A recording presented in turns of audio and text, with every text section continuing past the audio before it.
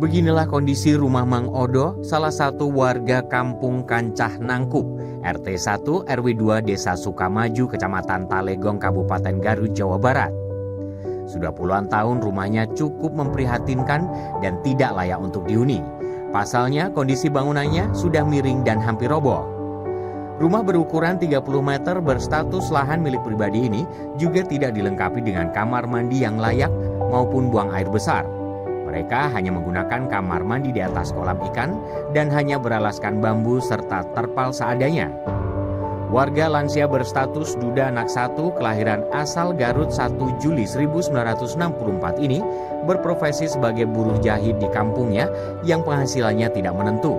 Apalagi untuk merenovasi rumahnya harus menggunakan biaya cukup besar. Mang Odo meminta perhatian serta bantuan pemerintah pusat, provinsi serta kabupaten. Mereka berharap ada bantuan rumah tidak layak huni. Ka Bapak Jokowi, Presiden Indonesia, ka Bapak Ridwan Kamil, selaku Gubernur Jawa Barat, sinareng ka Bapak Rudi Gunawan, selaku Bupati Garut. Sim abdi nyuhunkeun diperhatoskeun sinareng bantosanana bumi abdi anu bade runtuh. Dari Garut, Jawa Barat, Asep Teddy, HDAS TV mengabarkan.